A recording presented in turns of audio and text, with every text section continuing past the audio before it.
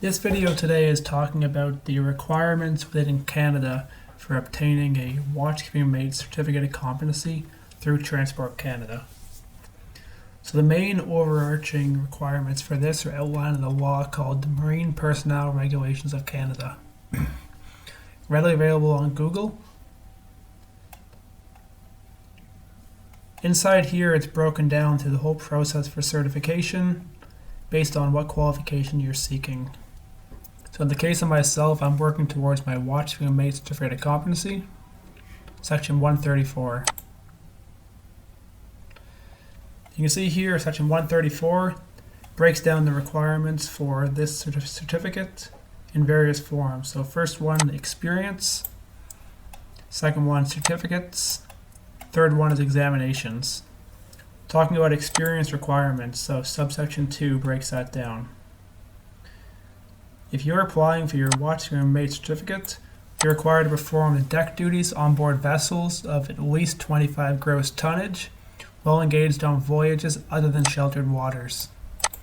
There's 3 cases they break down for this. The first one being if you're doing it all on your own without going to school, you need 36 months of sea service, including 6 months performing bridge watchkeeping duties under the supervision of a qualified deck officer. The second one is 24 months from an approved program of onboard training. And the final one is 12 months from an approved cadet training program in navigation held at one of the various schools across Canada. Myself, I'm coming from column A here, requiring 36 months of service. For certificates and other documents, so there's multiple things you're required to do. First one, marine emergency duties with respect to STCW basic safety. That's a 4 or 5 day course covering the basics of firefighting on board a ship, survival at sea, etc. Second one is marine emergency duties with respect to proficiency in survival craft and rescue boats other than fast rescue boats. Once again, it's a 4 day course that covers the launching and recovery of lifeboats, other survival craft, as well as survival at sea information. Third one, certificate in advanced firefighting. Once again, a 4 or 5 day course training you on the requirements for command and control and firefighting and further information building above and beyond that covered in basic safety. Next one is your ROC-MC, otherwise known as your VHF radio license. You'll find this is a 2 or 3 day course. Next course, SEN Level 1. That's a 5 or 6 week long course broken into 2 parts. The first one being electronic positioning systems, the second one being SEN operational. Next thing you're required to do is your ECDIS course. Once again, a 4 or 5 day long course at a maritime school, training you on how charging systems work. Next one, Marine Advanced First Aid, taught by our Canadian Red Cross, our St. John's Ambulance in Canada. That's a 5 day course covering advanced first aid. This one's a kicker right here. The knowledge and use of a Marine Sexton certificate.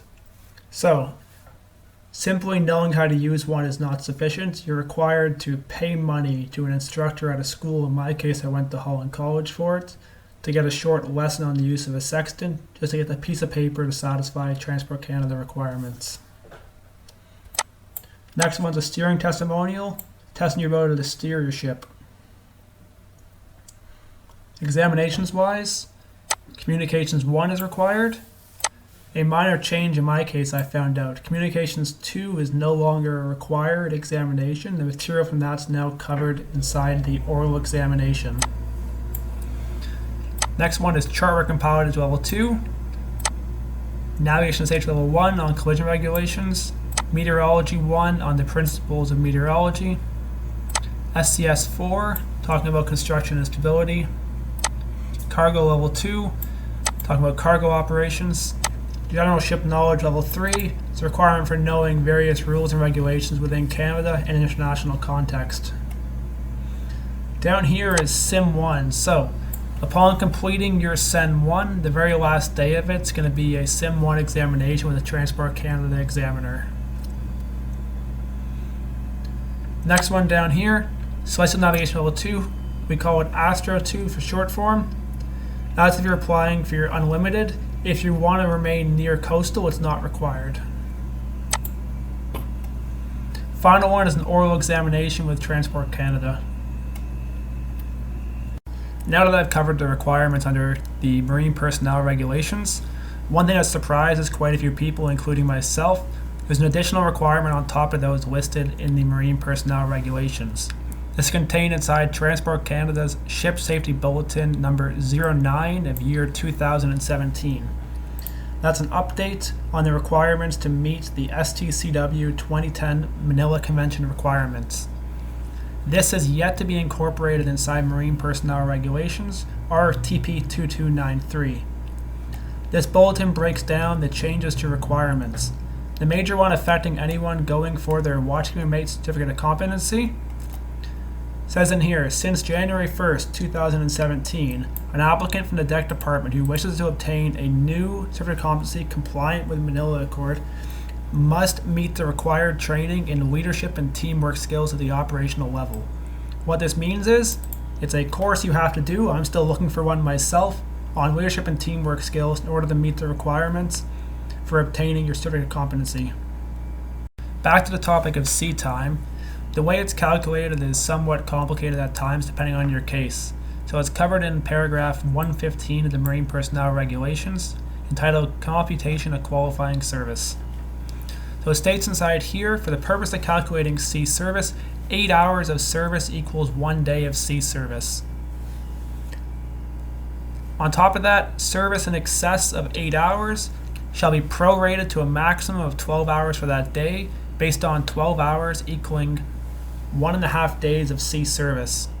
Of note for this, back to the paragraph Charlie of Marine Personnel Regulations talking about a 12-month program for cadets.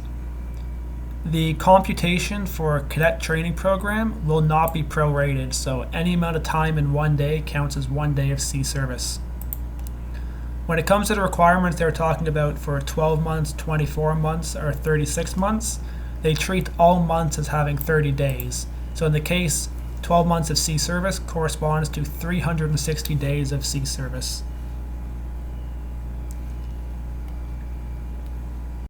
I hope this video was helpful in determining where to look to find the certain rules and regulations for the certificates you're working towards. I know for myself it was difficult at the beginning to figure out what exactly was required and where to find out what was required.